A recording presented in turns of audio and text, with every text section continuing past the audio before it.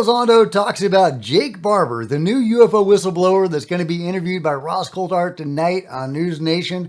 We've got that and more to talk about, so get in here. This is Jack with Cosmic Road. I talk about UFOs and the paranormal. Please hit like and subscribe, and let me know what you guys think in the comments below. Okay, let's get right into what Lou Elizondo has to say about Jake Barber, who I'm hoping is going to be the next David Grush, or hell, maybe even bigger than David Grush. I mean, if he actually is coming out with video of a UFO crash retrieval, he's actually a participant of these programs. That's even like next level above David Grush as far as the information that he personally has access to. So yeah, fingers crossed. We'll see what we get. But here Lou is. If it turns out to be true that these individual, by the way, his credentials are impeccable. If it turns out to be true, then and right now I don't see any reason why not. What he's saying is panning out. I haven't personally vetted the individual, but I have spent the last year and a half working with other individuals trying to facilitate these individuals to come forward, this one in particular, and to have this conversation with the American people. The story is something that I haven't, I can't say that I haven't heard before. I have, but now it's finally being made public. There's a lot of things here to unpack. First and foremost, this is a person who has served their country honorably and has done so for many years. Okay, he goes on, but basically he's saying that Jake is a credible person, served his country honorably, and apparently Lou has been working with Jake's group, the defectors or whatever we're going to call them, from the UFO control group. He doesn't say he's worked with Jake personally. He says he can't vet Jake, but at the same time, he says he's been working with Jake's group for a year and a half, trying to bring this information forward. I think that's really interesting. Ross Coulthart says he's been working on this story for a couple of years. Stephen Greer is involved in this somehow in some capacity. Apparently, this is what he was talking about. These are the whistleblowers that he was talking about. I want to see the room where Lou and Stephen Greer got together, working on this story together. Probably never happened, but anyway. But yeah, apparently they were all working together in some capacity or working in their own spheres, bringing this forward. And Lou speaks well of Jake Barber. He is who he says he is. Lou says he is aware of the sorts of things that Jake is going to be talking about. I assume he's talking about UFO crash retrievals. I don't think Jake is going to get into any of the funkier stuff that I'm pretty sure that he had access to. But they're going to start us off easy with some crash retrievals and maybe even a video. I don't know if it's going to be that daylight one that I showed the other day. The incident supposedly took place at night, so we'll see what the video actually turns out to be and if it's good quality or not. Fingers crossed that it's really good quality, even though it's nighttime, if that's what it turns out to be. Super excited about this interview. Probably setting my expectations too high, trying to bring it down a little bit, but it's so exciting that we've had, Lou Elizondo, Ross Coulthart, presumably Stephen Greer, and others all working to bring us this story. They've been, this has been a year or two in the making. So, you would think that that's got to be some pretty gangbuster stuff. But let me know what you think. Are you super pumped for tonight and for the interview with Jake Barber and Ross Coulthart? Do you think that this is going to be the new David Grush? I'm particularly interested to know if Jake Barber and the others, if they went through any of the same processes that David Grush went through, like with Dopser and stuff. How are they legally allowed to bring this information forward? What are the mechanics of all of that? How does that work? Do they pass through all those hoops to get us this information? How does that work? How are they allowed to bring this information out? How are they still alive? I guess you could say they're still alive because there is a faction within the control group that wants this information out. And they're doing it, again, they're starting us off easy with crash retrievals, and then they'll get slowly into the funkier stuff as we get going. I would assume that would be the plan. But there you go, Lou Elizondo talking about Jake Barber and how Lou apparently has been part of this information that's about to be brought forward. Meanwhile, we have details on why Mike Turner may have been ousted from his position.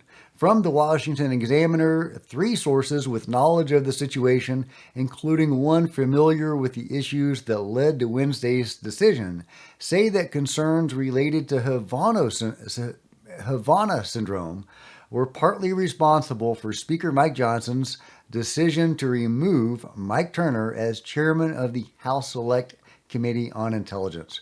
What the government refers to as anomalous health incidents, Havana syndrome has afflicted hundreds of U.S. diplomats, intelligence officers, and military personnel globally since 2016.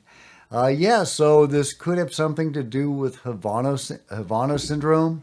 Ross Coulthart is speaking about this, saying that if this is true, that the chairman of the most powerful intelligence community oversight committee misused his office to suppress concerns about Havana syndrome afflicting U.S. government and military personnel, then the decision to remove him is understandable.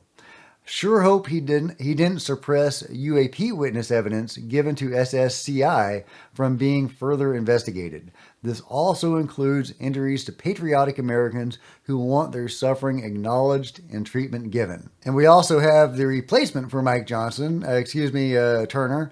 House Speaker Mike Johnson has appointed Rick Crawford, the new chairman of the House Permanent Select Committee on Intelligence, and also appointed the other 13 other Republican committee members. So I tried to find some information about Rick Crawford and his stances on UFOs. Is he going to be an advocate for disclosure, or is he going to be, another Mike Turner?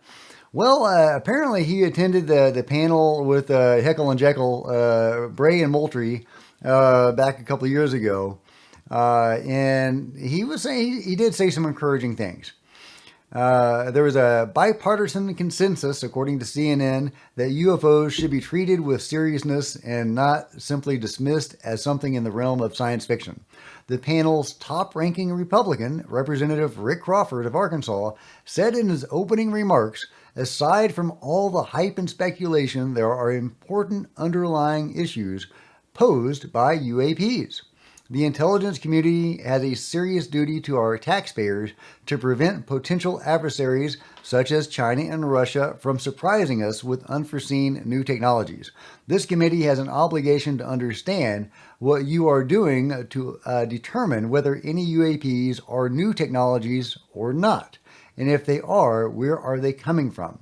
So at the very least, he's taking these objects in the sky seriously. Sure, he's saying that maybe they're Russian or China, or at least we need to determine what they are. But he's not saying they're, birds or, they're not seagulls and raccoons. He's at least saying, yeah, there's something there and we need to get to the bottom of it. So that's an encouraging sign, if nothing else. Speaking of Congress and UFOs, I never got around to sharing the clip of Nancy Mace talking about the 2 classified shapes of UFOs.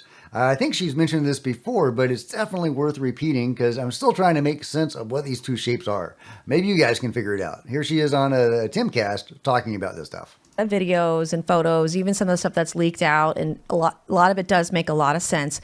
But there are consistently 2 shapes that are unknown and unidentified. The government, our government, cannot explain. I will not say what shapes those are, as I was told in a classified setting.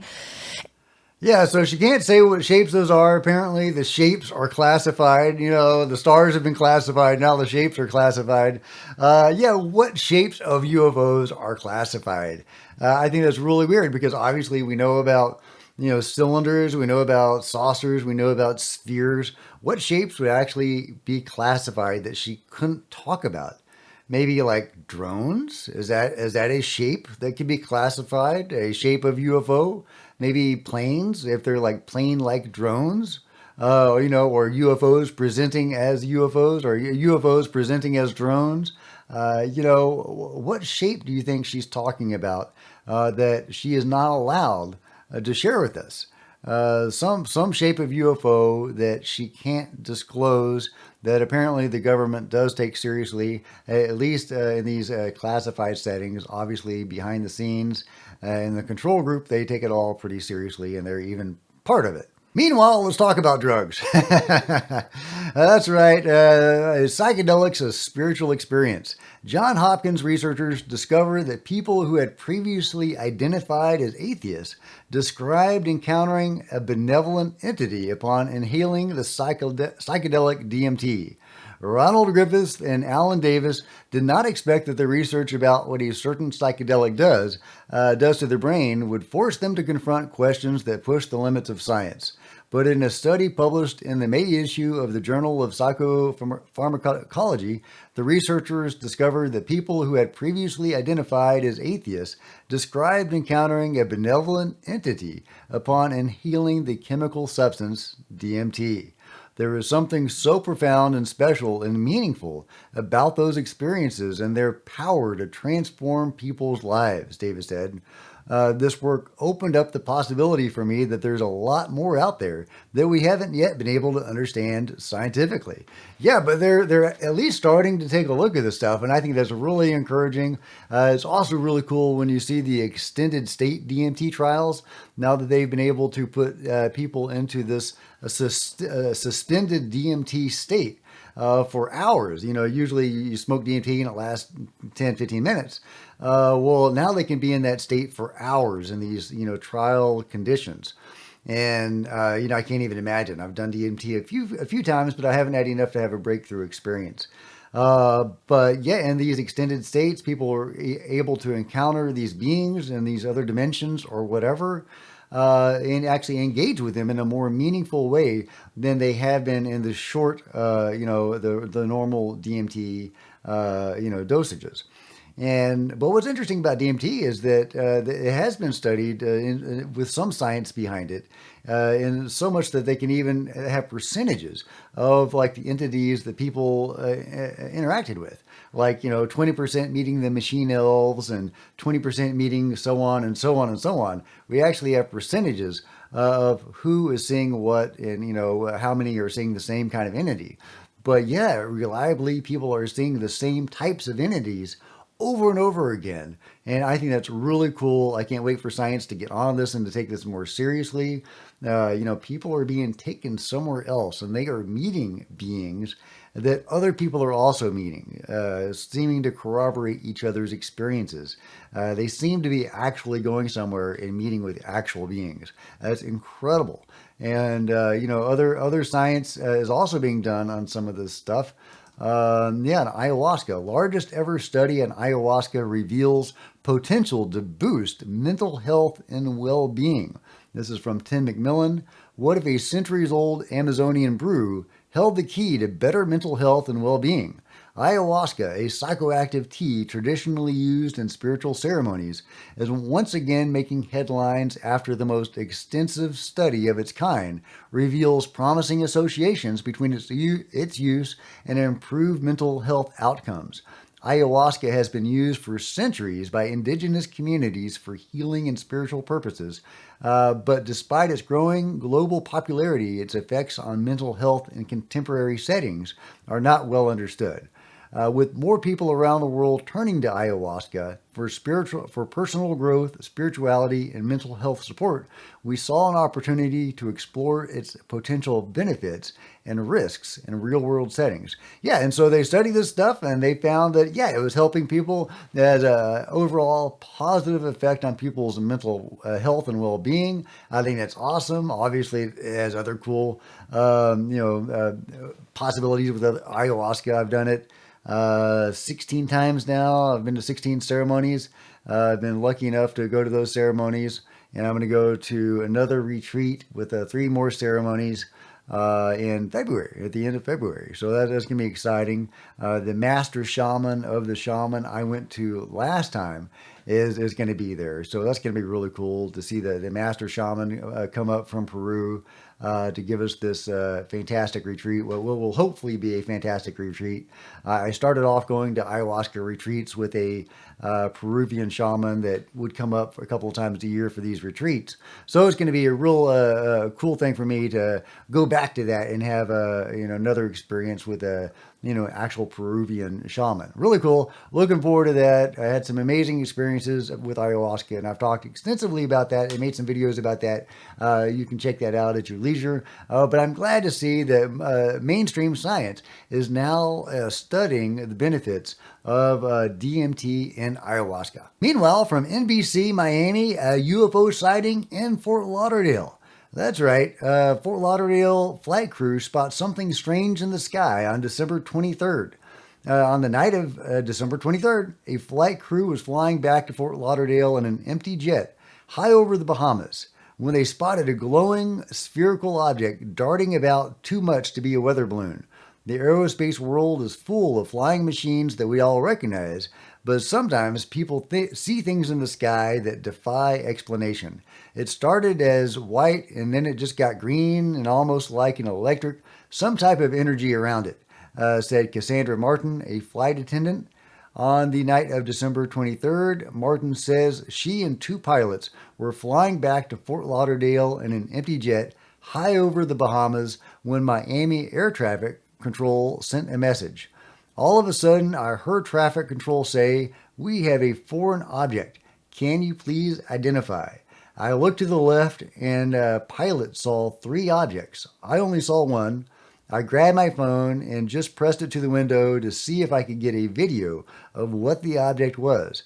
I don't know what it was, and then I zoomed in as much as the phone allowed me to, and the object was white and it turned slightly green, almost kind of like it had an electric field around it of some sort, and it stayed with us for about 45 minutes, and then we didn't see it again, and we were about 45,000 feet up, and it was way above us. And I've actually shared this video before, but I wanted to give some more context to the sighting. Let's see if we can pull it up here, if it'll allow me to play this thing. All right, here we go. Let's see the sighting. There we go. Yeah, you can see that energy field that she's talking about. Really cool.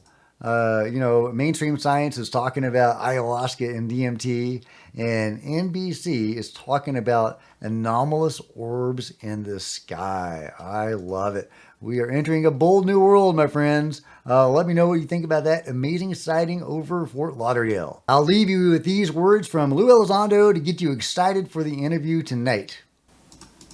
I think when the American people see some of the evidence that this individual has, you're going to leave some people scratching their heads. Okay, you're going to be scratching your head, guys. Me too. Let me know what you think about it all in the comments below. And if you've enjoyed this video, please give me a big thumbs up. I sure would appreciate it. Smash the like button and the subscribe button. And of course, the bell to be notified of future videos. You don't want to miss a thing. Join me on social media. There's Facebook and Twitter links below. Love to see you guys there. If you want to support Cosmic Road in a bigger way, consider grabbing a coffee mug or a t-shirt in the merch store below, or by becoming a channel member. Channel members are rock stars, and I really appreciate you guys' support. Thank you. Also, channel members frequently get to see videos hours ahead of everybody else. Meanwhile, there are plenty of other videos on the channel, and I'll see you guys next time. This is Jack with Cosmic Road, signing out.